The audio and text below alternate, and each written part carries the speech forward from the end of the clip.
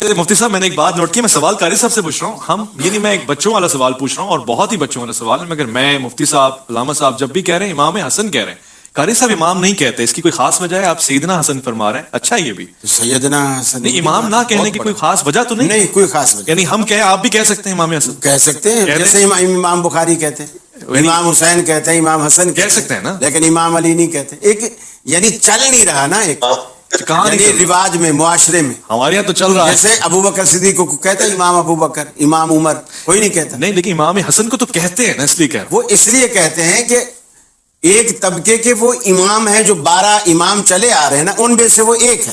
آپ کے بھی امام ہیں جی جی, حضرت علی امام کا. دیکھیں اس معنوں میں جو آپ پوچھ رہے ہیں نا کہ کیوں, تو اس کا میں نے جواب دیا کہ ایک طبقے کے وہ باقاعدہ امام ہیں جس طرح 12 چلے آ رہے ہیں. ماشاءاللہ. سب سے پہلے تو آیت تطہیر سورۃ الاحزاب کی آیت نمبر 33 ہے. اعوذ باللہ من الشیطان الرجیم, بسم اللہ الرحمن الرحیم, انما یرید اللہ لیذھب عنکم الرجس اہل البیت ویطہرکم تطہیرا. ایک دن نبی صلی اللہ علیہ وآلہ وسلم اپنے گھر سے اس حال میں برآمد ہوئے کہ آپ نے کالے رنگ کی مرکز چادر اوڑھی ہوئی تھی. اتنے میں حسن ابن علی آئے. آپ صلی اللہ علیہ وآلہ وسلم نے انہیں اپنی اس کالی چادر کے نیچے لے لیا. پھر سیدنا حسین ابن علی, پھر سیدہ فاطمہ, اور پھر سیدنا علی رضی اللہ عنہم اجمعین وعلیہم السلام اجمعین کو چادر کے نیچے لے کر یہی آیت پڑھی, انما یرید اللہ لیذھب عنکم الرجس اہل البیت ویطہرکم تطہیرا. سبحان اللہ. اے نبی گھر والوں صلی اللہ علیہ وآلہ وسلم وعلیہم السلام, اللہ تو صرف اتنا ہی چاہتا ہے کہ تم سے ہر طرح کی ناپاکی کو دور کر دے اور تمہیں خوب صاف ستھرا کر دے. اس کانٹیکسٹ میں پھر صحیح مسلم کے اندر حدیث ہے 6220, اور یہ حدیث تو کافی طویل ہے. جب حاکم وقت نے سیدنا سعد ابن ابی وقاص کو زور لگایا کہ سیدنا علی ابن ابی طالب کی برائی بیان کریں, تو ان کو ریبٹل کرتے ہوئے مولا علی علیہ السلام کی جو 3 فضائل بیان کیے تھے, تو تیسری فضیلت یہ بیان کی تھی کہ ان میں سے مجھے کوئی ایک بھی مل جائے تو سرخ اونٹوں سے بہتر ہے. اور وہ تیسری فضیلت یہ تھی کہ نبی علیہ السلام مباہلے کے وقت سیدنا حسن, حسین, فاطمہ اور علی علیہ السلام اجمعین کو اپنے ساتھ لے کر آئے اور اللہ کے حضور دعا کی, اللہم ہؤلاء اہل بیتی, اے اللہ یہ میرے اہل بیت ہیں. بے شک. اور تیسری آیت مودت, جس کے حوالے سے کنٹروورسی سنی شیعہ میں پائی جاتی ہے, میں آج اس کو بھی انشاءاللہ ریزالو کر دوں گا. قل لا اسألکم علیہ اجرا الا المودۃ فی القربى, سورہ شورا کی آیت نمبر 23. اس کے حوالے سے صحیح بخاری میں ایک حدیث ہے, ابن عباس کا قول ہے, وہ اس آیت کی تفسیر یوں کرتے تھے کہ نبی علیہ السلام کے جو مخالفین ہیں انہیں یہ کہا جا رہا ہے کہ نبی علیہ السلام کی قرابت داری کا خیال رکھو, لیکن جو تابع تھے نا سعید ابن جبیر, وہ اسے اہل البیت پہ فٹ کرتے تھے. اور میرے خیال میں دونوں یہ تفسیر درست ہیں. اگر اللہ تعالیٰ غیر مسلم رشتہ داروں سے کہہ رہے ہیں کہ نبی علیہ السلام کی رشتہ داری کا خیال رکھو, تو مسلمانوں سے تو بدرجہ اولا کہا جائے گا کہ آپ نے نبی علیہ السلام کی رشتہ داری کا خیال رکھنا ہے. اور اس کو سپورٹیو جو ہے وہ صحیح بخاری میں سیدنا ابو بکر صدیق رضی اللہ تعالیٰ عنہ وعلیہ السلام کا قول ہے, صحیح بخاری میں 3751 نمبر. وہ کہتے ہیں کہ محمد کے قرب کو محمد صلی اللہ علیہ وآلہ وسلم کے اہل البیت کے قرب میں تلاش کرو. یہ حدیث اس بات پر گواہ ہے کہ قل لا اسألکم علیہ اجرا الا المودۃ فی القربى کی تفسیر جو محبان اہل بیت نے بیان کی ہے وہ بالکل درست ہے. پھر غدیر خم کی حدیث جو مسلم شریف میں اوپر تلے 4 حدیث ہیں 6225 سے لے کے 6228 تک, ان میں بھی نبی علیہ السلام نے قرآن اور اہل البیت کے ساتھ حسن سلوک کرنے کا حکم دیا ہے. اور اس کے علاوہ بخاری مسلم میں حدیث ہے, نبی علیہ السلام سیدہ فاطمہ سلام اللہ علیہا کے خیمے میں داخل ہوئے اور فرمایا کہ وہ بچہ کدھر ہے چھوٹا. تو نبی علیہ السلام کے سامنے حسن کو پیش کیا گیا, تو نبی علیہ السلام نے انہیں معانقہ کیا, چوما, اور پھر کہا کہ اے اللہ میں حسن سے محبت کرتا ہوں, تو بھی اس سے محبت کر, اور جو حسن سے محبت کرے تو اس سے محبت کر. اور پھر بخاری کی حدیث ہے, ابن عمر کہتے ہیں کہ نبی علیہ السلام نے فرمایا تھا حسن اور حسین اس دنیا میں میرے 2 پھول ہیں. اور پھر صحیح بخاری کے اندر انس ابن مالک کا قول موجود ہے, وہ کہتے ہیں کہ حسن ابن علی سے زیادہ رسول اللہ کا ہم شکل کوئی. افسوس کی بات ہے کہ اس پلانٹ ارتھ پہ کبھی دنیا نے ایسا ٹائم نہیں دیکھا کہ فضائل صحابہ بیان ہو رہے ہوں اور اس میں اہل بیت کی بات ہو. لیکن یہ اس امت کی بدبختی ہے کہ جب اہل بیت کا ذکر ہوتا ہے نا, تو زیادہ ٹائم فضائل صحابہ پہ اور اس جسٹیفیکیشن پہ چلے جاتے ہیں. تو میں کہتا ہوں صدق رسول اللہ, یا رسول اللہ آپ نے سچ کہا تھا. یہ آپ نے ابو بکر کے بارے میں نہیں کہا تھا رضی اللہ تعالیٰ عنہ, نہ عمر کے بارے میں, نہ عثمان کے بارے میں, کہ میری امت میں عیسیٰ ابن مریم کی مثال مولا علی علیہ السلام والی ہے. کیونکہ حضور کو پتا تھا کہ یہ کام ڈالنا ہے چوتھے خلیفہ کے ساتھ ان لوگوں نے. تو چوتھے خلیفہ کی فضیلت کبھی بھی انہیں ہضم نہیں ہوگی. یہ بات حضور کو پتا تھی. مسند احمد میں حدیث ہے, المعجم الکبیر طبرانی کے اندر اور مشکات کے اندر, کہ علی تیری محبت میں غلو کر کے جو ہے وہ گمراہ بھی ہوگا ایک فرقہ اور جہنم میں جائے گا, اور تجھ سے بغض رکھ کے بھی ہوگا. اب ہم نے محبت والے تو ہمیں ماشاءاللہ بچپن سے پڑھائے جاتے ہیں. یہ بغض والے کون سے؟ بغض والے وہ ہیں جو کہ محبت والوں کا رد کر رہے ہوتے ہیں. ان کے اندر پھر وہ اتنا غلو آتا ہے کہ انہیں چیزیں ہضم نہیں ہوتی. جیسا کہ ان کو کہا تھا, جب رسول اللہ صلی اللہ علیہ وسلم سے کہا گیا تو آپ نے فرمایا, فاطمہ کیا تو یہ پسند نہیں کرتی کہ جس سے تیرا باپ محبت کرتا ہے تو بھی اس سے محبت کرے؟ یعنی اصل محور جو ہے وہ اللہ کا رسول ہے. یعنی اپنی بیٹی سے بھی کہا کہ میں بھی عائشہ سے محبت کرتا ہوں, لہذا تو دوسروں کی سفارشیں نہ لا, تو بھی اس سے محبت کر. اب یہ جو بات کی صحیح بخاری میں جو مولانا صاحب نے حدیث پیش کی کہ نبی علیہ السلام سے جب پوچھا گیا سب سے بڑھ کر محبوب کون تھا, تو سب سے بڑھ کر محبوب بیوی سے بھی پوچھ لیں. سیدہ عائشہ کے بارے میں المستدرک للحاکم کے اندر حدیث موجود ہے. اما عائشہ سے کسی نے پوچھا بتائیے کہ نبی علیہ السلام کو اپنے صحابہ میں سب سے بڑھ کر محبوب کون تھا, تو انہوں نے کہا کہ فاطمہ سلام اللہ علیہا. بخاری مسلم میں حدیث ہے, فاطمہ میرے جگر کا ٹکڑا ہے. جب انسان کسی کی فضیلت بیان کرتا ہے نا تو اولاد کے بعد ہی اس کا ذکر کر رہا ہوتا ہے, یہ انڈرسٹوڈ ہوتا ہے. گھر والے پہلے نمبر پہ ہوتے ہیں. پھر انہوں نے پوچھا نہیں مردوں میں بتائیں, تو انہوں نے کہا کہ مردوں میں فاطمہ کا شوہر علی ابن ابی طالب جو کہ کثرت سے روزے رکھنے والے اور شب بیداری کرنے والے تھے. الحمدللہ یہ میری ماں نے بیان کیا ہے سلام اللہ علیہا. تو یہ سارے فضائل ہیں, لیکن ہمیں دیکھنا چاہیے کہ جب اہل البیت کی بات ہو تو ہم اسپیسیفکلی اپنی گفتگو کو اس پہ رکھیں, اور دوسری طرف نہ ہم چل پڑیں, وہ ہمیں ضرورت نہیں ہے.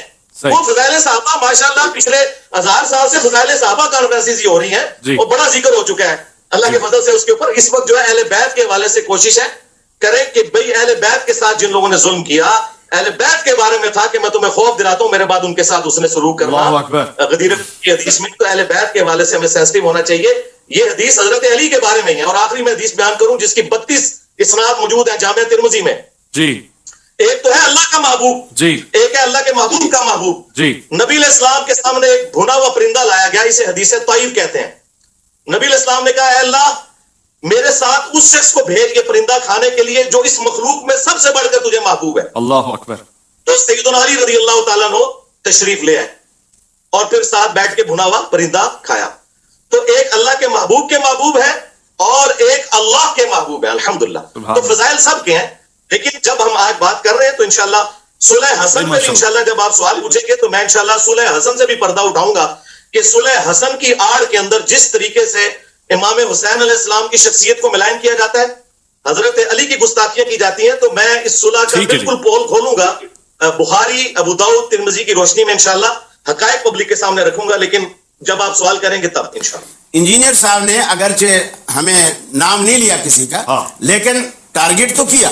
اس میں یہ کہ انہوں نے یہ بات چھیڑی کہ جب فضائل اہل بیت کی بات ہو تو یہ خواہ بیچ میں صحابہ کو گھسیڑ کر اس سے جو ہے وہ علیحدگی کا اختیار کرتے. تو کیا یہ کام انہوں نے آج نہیں کیا کہ یعنی صحابہ کی تعریف ان کو برداشت نہیں ہوئی اور اس کو تنقید کا نشانہ بنا. موضوع امام حسن علیہ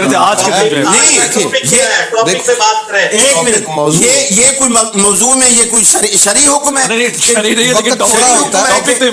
آج کے دن صحابہ کی تعریف نہیں ہوگی, صرف حضرت حسن کی تعریف. دیکھیے حضرت حسن کہ جو جس نظریے پہ اور جس موقع پہ آپ نے یہ سلو فرمائی ہے, یہ حضرت امام حسن کی آپ فتح بھی اس کو کہہ سکتے ہیں. بے شک یہ امام حسن کی ہی فتح, کیونکہ جو اپنی شرطیں منوا جائے لکھا کے کہ یہ میری طرف سے پھر شرط ہے, فتح بھی تو پھر اسی کی ہوئی نا. معاملہ یہ ہے کہ اصل میں امام حسن علیہ السلام کی میری طبیعت, آپ 10 دن سے میں آپ کے ساتھ ہوں, آپ جانتے ہیں بڑی رواداری والی, کبھی میں بات نہیں کرتا.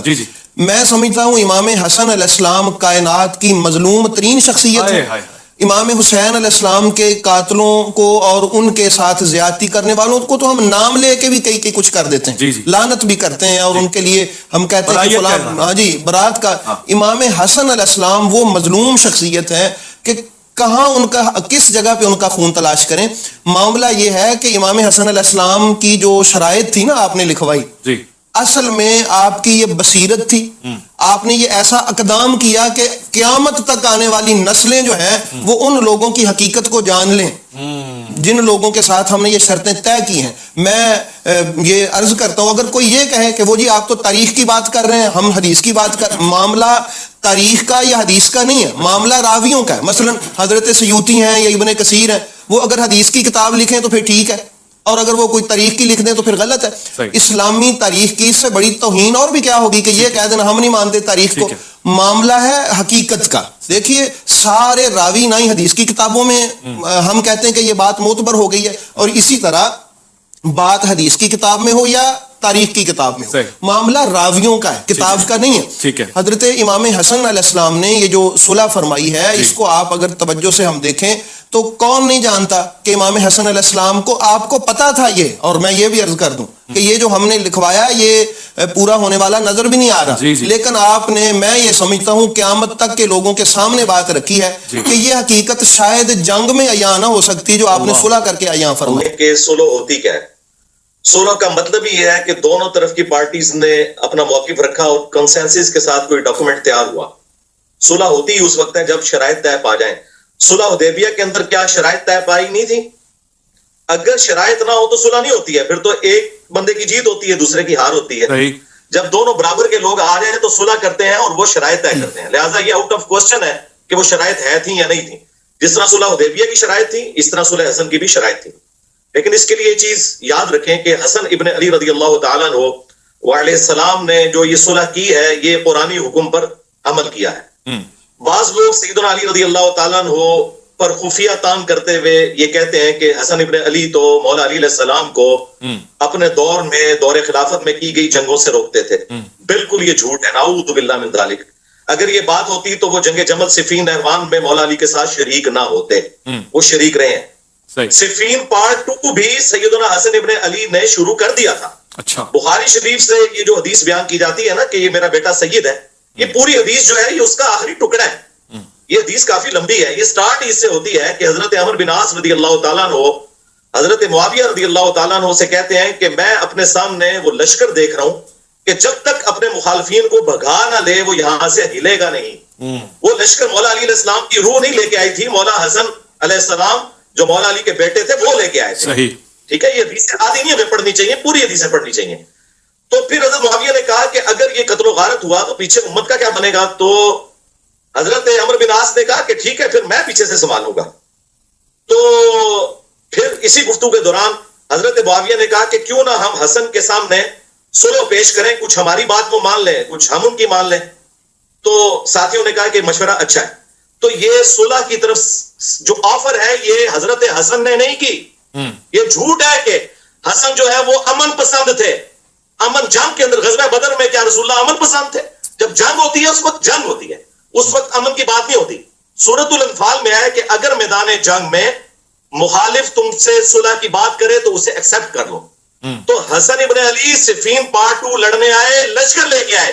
حضرت معاویہ کو جب عمر بن عاص رضی اللہ تعالیٰ عنہ نے کہا کہ یہ تو نہیں لیں گے، ہم ان کو صلح آفر کرتے ہیں، انہیں پتا تھا کہ قرآنی حکم پہ اہل البیت عمل کریں گے.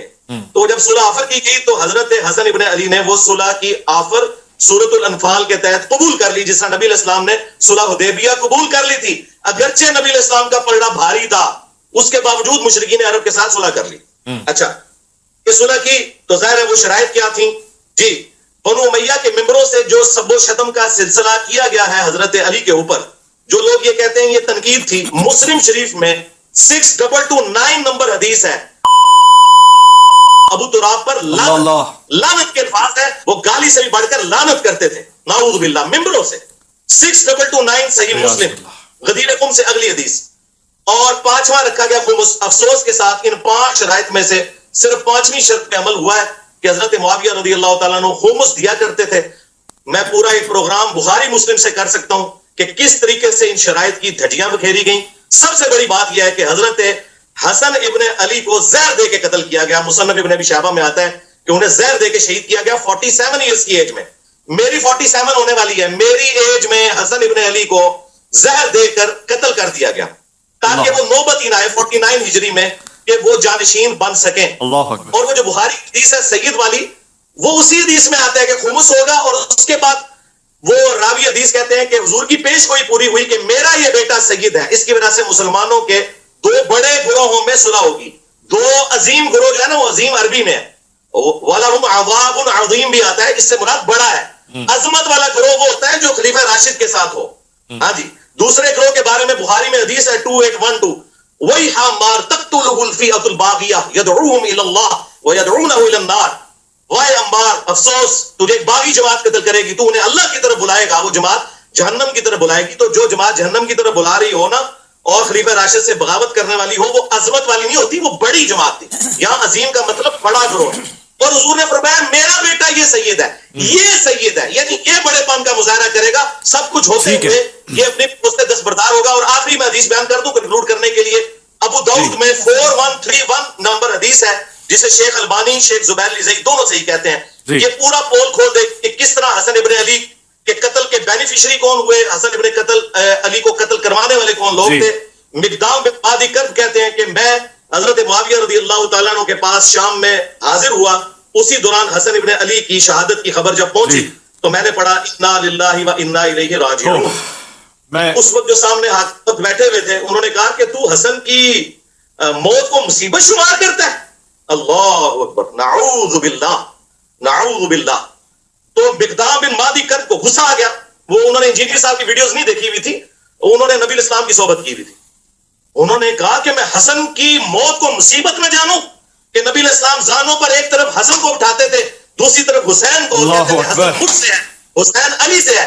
واضح ہو گیا. بس میں نے انجینئر صاحب جو گفتگو سنی ہے, تاریخ نہیں ہے. 4131 میں نے انجینئر صاحب جو گفتگو سنی اس وقت جو آپ بیان فرما رہے ہیں, حدیث ہے کہ اللہ تعالیٰ کو حلال چیزوں میں سب سے ناپسندیدہ طلاق ہے. جی یہ کیسے ہو سکتا ہے کہ حسن ابن علی جو ہے وہ 2 یا 3 دن کے لیے کسی کو بیوی بنائے اور پھر طلاق دے دیں, یعنی وہ 200 یا 120 شادیاں, اس قسم کی روایتیں ہیں مولا حسن علیہ السلام کی طرف منسوب کرنا, یہ صراحتاً میں سمجھتا ہوں گستاخی ہے.